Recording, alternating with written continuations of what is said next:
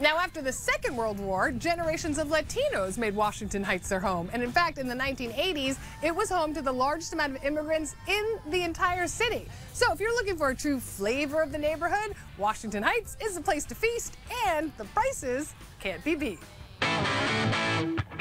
What started out as a dollar shop where Pablo Gomez and his sister sold rice and beans, Malecon has grown into one of the biggest and most popular restaurants in the Heights.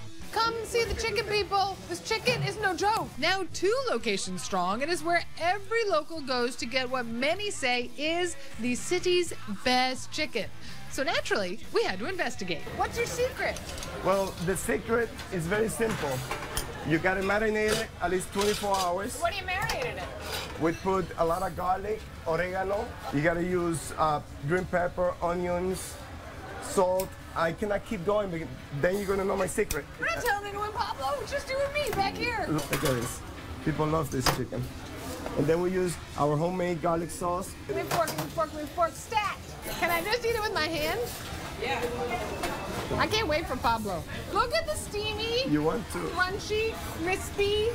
Goodness, look at it. Do you see it? Well, try it. This is the kind of place where you don't take the skin off the chicken. You have to eat it. You have to eat it. Oh my goodness. You gotta eat it. No. Try it. All right, double spin tomorrow, people. I'm doing it for you. I'm taking one for the team. 3, 2, 1. Oh my God. Have you had it? But that's not all, people. In the back is where Elisayo prepped our traditional Dominican breakfast. Eggs, salami, longaniza, or Spanish sausage, and mango, mashed green plantain.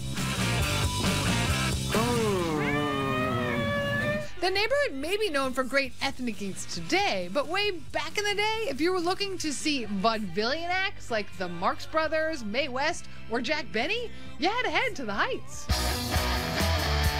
The United Palace Theater building was originally the Lowe's 175th Street Theater, the last of the Wonder Theaters erected between 1925 and 1930. These Wonder Theaters were named because of their extravagant design and because they housed the twin-chamber, 7-story high Robert Morton Wonder organ. But with the decline of vaudeville and the growing popularity of moving pictures, the theater was quickly converted to a deluxe movie house. Just when the fate of the United Palace was unknown, a fellow named Reverend Ike came along. He walked in the front door and he took one look around and he said, you know what, this place is perfect for my church. And he bought it and he moved his congregation here. We seat 3,400. When Reverend Ike was preaching on a Sunday up on the stage, he'd have 5,000 people in the auditorium. These days, the theater is a must-stop for some of the world's most recognized musicians, from Adele to Bob Dylan, Dave Matthews to the Allman Brothers. But for me, the big thrill was to tickle the ivories on Reverend Ike's baby. 6 months of lessons with my boy has finally paid off. It's so fun. Now, when it comes to eating in Washington Heights, you have all sorts of choices. And while Casa de Mofongo is always a sure bet, we decided to try the Dominican take on a traditional Japanese plate. If you like sushi and a little Latin flair, then Mama Sushi is a sure bet. This place caters not only to the locals, but to culinary adventure seekers looking for the next big thing. Now, I am not often impressed by fusion food, but let me tell you, Latin-infused sushi is off the hook.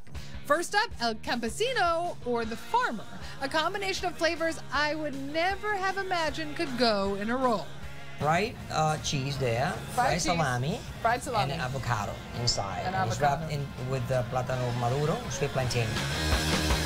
The combination of the salt and the sweet is a great. And then the spice. And the spice, yeah. Bring me So more you Florentino. get very Latino. That's very Latin.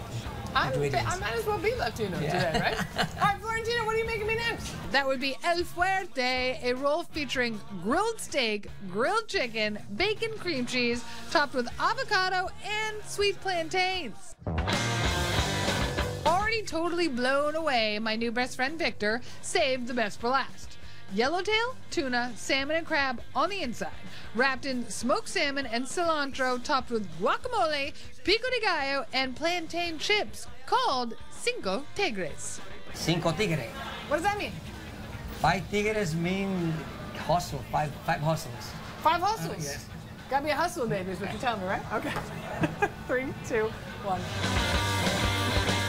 This right here, people, is one of, if not the best thing I have eaten all year long, and people know how much I'm eating. So you have to do yourself a favor and come to Washington Heights and check out Mama Sushi. And you got to get that franchise business going, because your first one is going to be in Northern Westchester, absolutely, where I live. Oh. Coming up, Ross gets his groove on, and we road trip for pizza perfection. Not to mention this, bone marrow rigatoni. But first, Toni on trivia. Everyone knows it as the Little Red Lighthouse, but what's its real name? Answers on Facebook at the end of the show.